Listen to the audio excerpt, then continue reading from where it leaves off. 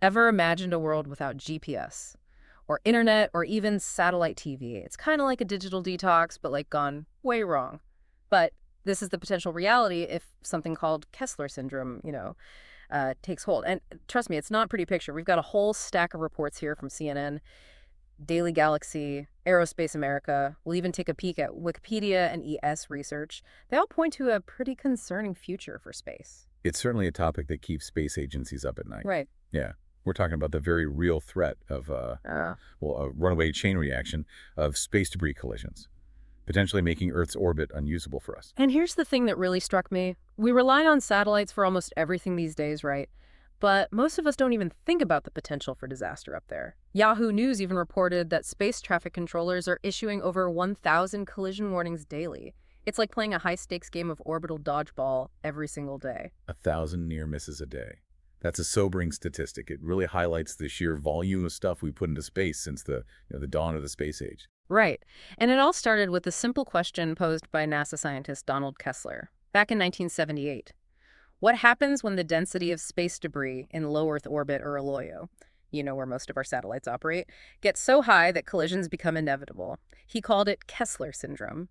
And it basically describes a domino effect, where one collision creates more debris, leading to more collisions and so on, until Earth's orbit becomes a no-go zone. It's a chilling scenario for sure, and our sources suggest that the consequences could be devastating. Loss of communication systems on Earth, grounded space exploration, and we're talking trillions of dollars in economic damage, a global impact on a scale we haven't really seen before. Okay, so let's back up for a second. How did we even get to this point where we're risking a cosmic traffic jam? Is it simply a case of out of sight, out of mind? Like we launch stuff into space and just assume it magically disappears? It's not quite that simple, no. Inactive satellites, spent rocket stages, even fragments from previous collisions, they all stay up there orbiting the Earth at incredible speeds. And this debris field is constantly growing, with each new launch adding to the problem. Speaking of new launches, we can't ignore the elephant in the room. Oh. The rapid rise of mega constellations like SpaceX's Starlink. They're aiming for tens of thousands of satellites. It's fascinating from a technology standpoint, but it also raises some serious questions about the long-term sustainability of LEO, even if those satellites are designed to deorbit quickly if they fail. It's a delicate balance for sure. On one hand, these constellations have the potential to revolutionize global connectivity and access to information. But on the other hand, the sheer volume of objects they introduce to this already crowded environment is a valid concern. And it's not just companies. Nation-state actions are playing a part too. Right, the CNN article mentioned Russia's anti-satellite weapon test in 2021. They literally blew up one of their own satellites, creating over 1,500 trackable pieces of debris. It's almost like a scene from a sci-fi movie. But with real-world consequences. Didn't something similar happen with China and India as well? Unfortunately, yes. China conducted an anti-satellite test in 2024, and India in 2019. These actions add a whole other layer of complexity to the issue, because they're deliberate acts that create massive amounts of debris, putting other satellites at risk and even the International Space Station. It almost makes you wonder if we're repeating the mistakes we made on Earth, treating space like a limitless dumping ground. It's a sobering thought for sure.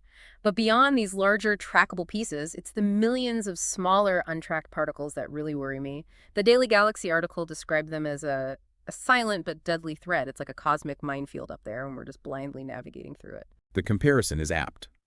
Even a tiny piece of debris traveling at those orbital velocities can cause significant damage. NASA research shows that a fleck of paint can smash through metal at those speeds. That's terrifying. And speaking of damage, it reminds me of the Space Shuttle Challenger incident back in 1983. Didn't they have a close call with a paint chip? Yes. A window on the Space Shuttle Challenger was damaged by a paint chip during the STS-7 mission. Thankfully, it wasn't catastrophic in that instance, but it highlights the very real danger posed by even the smallest objects in space. That's unsettling, especially considering all the close calls we're already seeing. Our sources mention a 2009 collision between a defunct Russian satellite and an operational U.S. communications satellite, which created almost 2,000 trackable fragments. That was the Cosmos-Iridium collision. And it really highlighted the potential for a cascading effect. And then in December 2023, a NASA weather satellite had a very close call with a piece of the defunct Russian rocket, passing within just 65 feet of each other. Leo Labs, a company that tracks debris, reported this as one of several fragmentation events that had occurred in the months prior, each one creating hundreds of new pieces of debris. Fragmentation events. That sounds ominous. What exactly causes those? Are we talking about accidental collisions or something more deliberate? It's a bit of both, unfortunately. Yeah. Some fragmentation events are caused by collisions, others by the deliberate destruction of satellites, and still others by the natural decay of older objects in space. It's almost like a slow-motion explosion with pieces scattering in all directions. Okay, so we've got all this debris up there, more being added all the time, and collisions are already happening.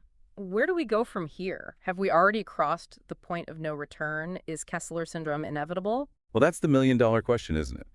And the answer is, it's complicated. There's no clear consensus among the experts.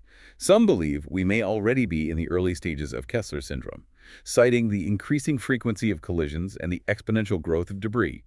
Others argue that while the risk is very real, it's not too late to take action. So some think it's already happening and some think we can still prevent it. That's a pretty wide range of opinions. It is.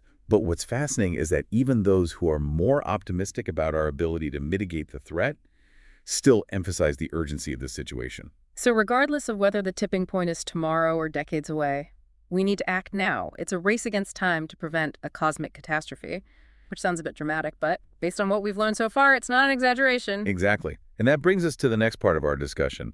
What can we actually do to address this problem? Are there any solutions on the horizon? Or are we destined to become prisoners of our own orbital legacy? That's a good question, and I'm particularly interested in what our sources have to say about potential solutions. Maybe there's some hope for us yet. There might be. And thankfully, there are some promising initiatives underway. So stay tuned because we'll delve into those potential solutions and explore what the future might hold for space exploration in a world grappling with the threat of Kessler syndrome after the break. Sounds good. Welcome back to our deep dive into the looming threat of Kessler syndrome. Before we jump into potential solutions, I keep thinking back to those 1,000 daily collision warnings. It really paints a picture of just how crowded and chaotic it is up there. Yeah, it's a stark reminder that space, especially Yeah. low Earth orbit, isn't as limitless as we once imagined. Right. It's almost like we've treated space like a cosmic junkyard, tossing things up there without much thought for the long-term consequences. But you mentioned that there's hope, that people are working on solutions to mitigate this crisis. What are some of the most promising approaches? Well, there are two main lines of attack: cleaning up the existing debris, and perhaps more importantly, preventing more debris from being created in the first place. Okay, so it's a two-pronged approach. Let's start with the cleanup effort. How do you even begin to tackle a problem of this magnitude? It's a monumental task, for sure. But there are some innovative ideas being explored. Some focus on developing debris removal technologies. Think of them as specialized spacecraft, designed to capture or deorbit defunct satellites and other large pieces of junk. So like cosmic tow trucks or garbage collectors? Exactly. For example, the ESA is working on a project called the ADEO braking sail. It's essentially a large, lightweight sail that attaches to a defunct satellite, increasing its atmospheric drag and speeding up its natural descent back to Earth, where it burns up safely. That's pretty ingenious, using natural forces to our advantage. It's a passive approach, unlike something like a laser or a net, which would require more active intervention. But what about all that smaller debris? The stuff that's too small to track or grab with a robotic arm? Yeah, that's where things get even trickier. For those smaller pieces, researchers are looking at using ground-based lasers to nudge them out of orbit, or even giant nets to capture them. It's almost like a cosmic game of pool, trying to knock those tiny but dangerous particles out of the way. It sounds like something straight out of science fiction, but I guess that's where we are now, dealing with science fiction level problems. But even if we can perfect these technologies, isn't the bigger challenge actually implementing them on a global scale? It seems like we'd need unprecedented international cooperation to make a real dent in this problem. You're absolutely right. Technology alone isn't enough. We also need to address the root cause of the problem: our behavior in space. We need stricter regulations and international agreements to govern space activity and debris mitigation. It's like establishing traffic laws for the cosmos. So it's like we need a cosmic version of the UN, enforcing space traffic rules and holding nations accountable for irresponsible actions, like those anti-satellite tests we discussed earlier. It's not that far-fetched of an idea. And there are some efforts moving in that direction. The UN has proposed a pact for the future that would establish clearer guidelines for satellite deorbiting and debris management. It's not perfect, but it's a step in the right direction. And here in the U.S., there's the Orbits Act, which aims to encourage the development of debris removal technologies and promote responsible space practices. That's encouraging to hear. But you mentioned preventing new debris. What can be done on that front? Are we stuck with this ever-growing cloud of junk? Or is there a way to turn off the tap, so to speak? Well, that's where things get really interesting. And it involves rethinking some fundamental aspects of how we design, operate, and even think about our presence in space. Okay, I'm intrigued. Give me the highlights. One promising area is the development of satellites that could deorbit themselves at the end of their lifespan. It's like building in a self-destruct sequence, but instead of blowing up, they safely re-enter the Earth's atmosphere and burn up. So no more derelict satellites just hanging out up there becoming potential hazards. I like it. What else is on the horizon? Researchers are also exploring alternative propulsion systems that create less debris. Traditional chemical rockets release a lot of particles and gases into space, contributing to the problem. But newer technologies like electric propulsion or even solar sails offer cleaner and more sustainable ways to maneuver in space. It seems like the key is to move towards a more circular economy in space, reducing waste and reusing materials as much as possible. It's like applying the principles of sustainability to a whole new frontier. But with all these innovations, it's easy to feel like this is a problem for scientists and engineers to solve. What role do everyday people play in this cosmic drama? That's a great question. And it's tempting to think that we're powerless in the face of such a massive issue. But that's not true at all. Individual actions can and do make a difference. Okay, I'm all ears. Tell me how we as non-rocket scientists can contribute to solving this problem. Well, first and foremost, we can educate ourselves about the issue. The more people understand the risks and complexities of space debris and Kessler Syndrome, the more likely we are to support solutions and hold our leaders accountable. Knowledge is power, especially when it comes to tackling global challenges. So step one is getting informed. What else can we do? We can support the companies and organizations working on solutions. It's not just about donating money, it's about spreading the word, sharing their stories, and creating a buzz around their work. These innovators need our support and encouragement to keep pushing the boundaries of what's possible. I love that. It's about amplifying their voices and making sure the public understands the importance of what they're doing. Exactly. We can also advocate for policies that promote responsible space practices, like those we discussed earlier. Contact your representatives, write letters to the editor, and make your voice heard. It's about letting our elected officials know that we care about the future of space and that we want them to prioritize solutions. So it's about using our voices to shape policy and hold our leaders accountable. But what about those of us who aren't politically inclined? Are there other ways to make a difference? Absolutely. We can support STEM education initiatives, especially those focused on space science and engineering. We need bright minds to tackle these challenges, and it starts with inspiring the next generation of explorers and innovators. That's a great point. By investing in STEM education, we're investing in the future of space exploration and ensuring that we have the talent and expertise to address these complex problems. And finally, perhaps the most important thing we can do is be conscious consumers of space technology. What do you mean by that? I can't exactly choose a different orbit for my internet satellite. Well, it's about thinking about the companies we support and the products we buy. For example, when choosing an internet provider, consider those that are committed to responsible satellite disposal practices. Support companies that are working to minimize their environmental impact in space. It's about voting with our wallets for a more sustainable future for space exploration. I like that. It's about making informed choices, even in areas that don't seem directly related to space. It's about recognizing that our actions here on Earth have a ripple effect that extends far beyond our planet. But I have to ask, even if we do all of these things, educate ourselves, support innovative companies, advocate for responsible policies, and invest in STEM education, does it really make a difference in the grand scheme of things? I mean, this is a global issue with complex geopolitical dynamics. Can individual actions really move the needle? It's a valid question. Yeah. And while it's true that no single action is going to solve the problem overnight, I firmly believe that collective action can and does make a difference. History is filled with examples of social and environmental movements. That started with individuals raising their voices, demanding change, and refusing to accept the status quo. It's about that ripple effect, that snowball effect. Exactly. It's about shifting the momentum, changing the conversation, and creating a groundswell of support for solutions. It starts with individuals caring enough to learn, to talk, and to demand better from our leaders and the companies we support. Okay, you've officially reignited that glimmer of hope for me. But even if we manage to avoid a full-blown Kessler syndrome, It seems like space is already pretty crowded and chaotic. Where do we go from here? Is there even room for more satellites, more exploration, more space activity in general? That's the billion-dollar question, isn't it? And the answer, as with most things related to space, is complex and multifaceted. Well, I guess that's what deep dives are all about, exploring those complexities. And I'm eager to hear what our sources have to say about the future of space exploration in this increasingly crowded and challenging environment. Then buckle up, because that's exactly where we're headed next. We'll delve into the fascinating world of space traffic management and explore what the future might hold for our endeavors beyond Earth's atmosphere. Welcome back to the deep dive.